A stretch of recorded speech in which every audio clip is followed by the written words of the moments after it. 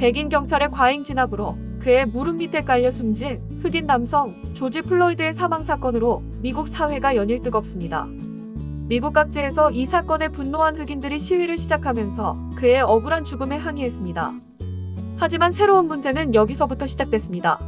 시위가 점차 격렬해지면서 폭력과 약탈로 변질된 것입니다. 시위대는 자동차를 공격하고 곳곳에 상점을 약탈했으며 건물을 불태우기까지 했습니다. 이런 모습들이 어딘가 낯설게 느껴지지 않는 분들도 있을 겁니다. 바로 1992년 미국 LA에서 일어났던 LA 폭동의 기억 때문일 겁니다. 1991년 LA에서 경찰에 붙잡힌 흑인 로드니 킹은 교통 위반으로 경찰서에 끌려가는 과정에서 저항할 수 없는 상태였음에도 불구하고 경찰들에게 56회나 구타당하여 뇌진탕과 광대뼈 함몰 등 심각한 부상을 입게 됩니다.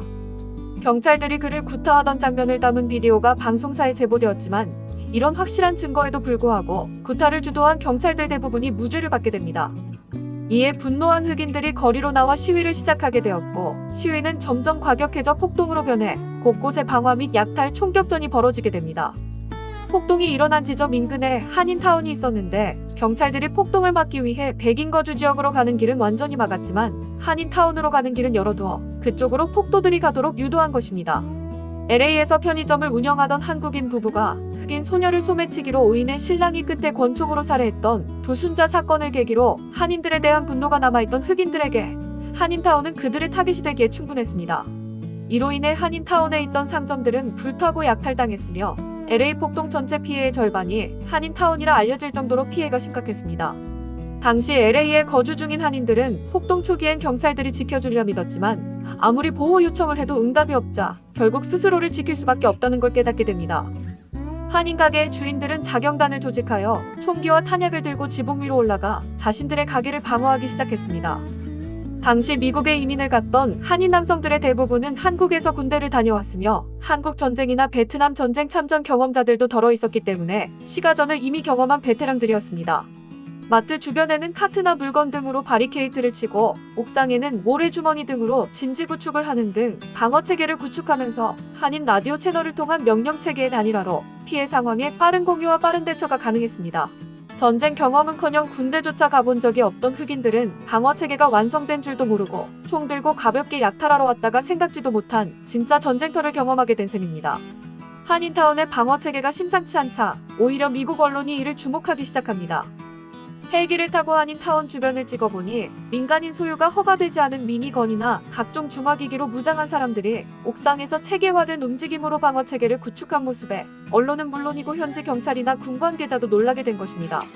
이게 위압감을 주기 위해 모형을 세워둔 것이라는 이야기도 있었지만 후일담을 통해 모두 진짜였다는 것이 밝혀집니다.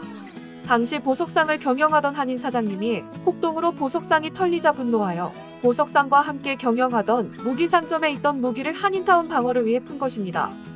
야간이 되어 어두워지자 헤드라이트를 다 켜고 야간 경계태세로 돌입한 한인마트의 한 미국 여기자가 다가와 경계 중인 한인에게 사설 경비원인가 하고 묻자 그 한인은 그냥 여기 마트 주인 친구라고 웃으며 이야기했다는 일화도 있습니다.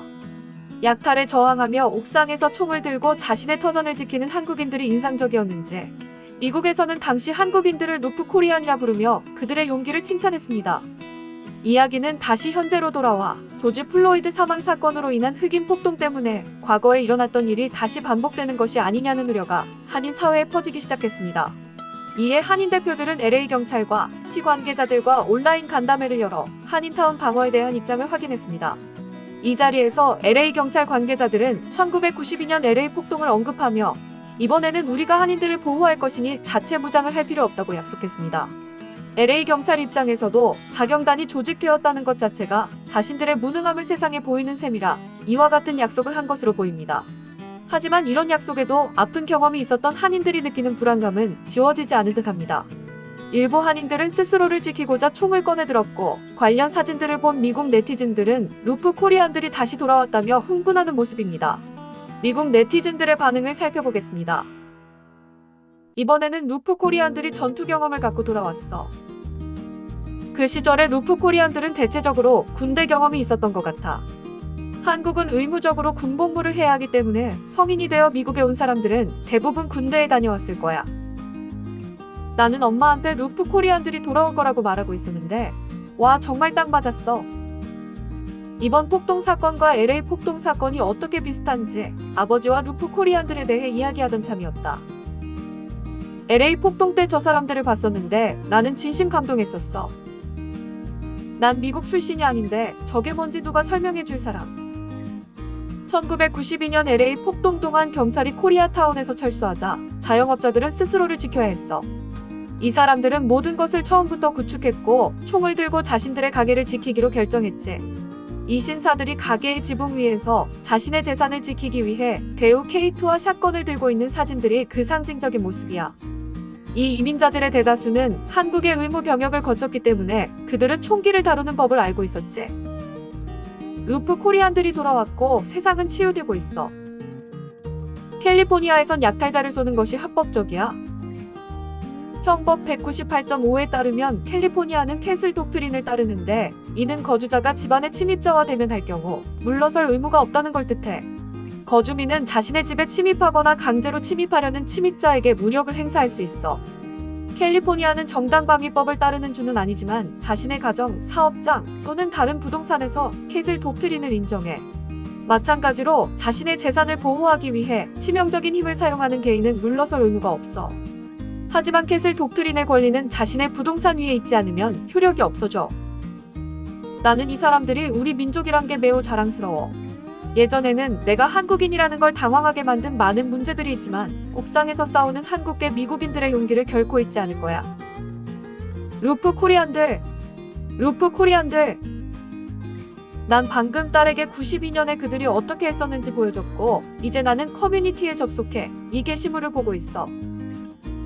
현재 폭동으로 인해 미국 전역이 어지러운 가운데 과거 LA 폭동 시 폭동 세력에 당당히 대항했던 한국인들에 대한 기억 덕분인지 해당 게시물이 올라오자 미국 네티즌들은 마치 영웅이 등장한 것처럼 열광하며 불안한 현 상황을 이겨낼 용기를 얻고 있는 모습이었습니다.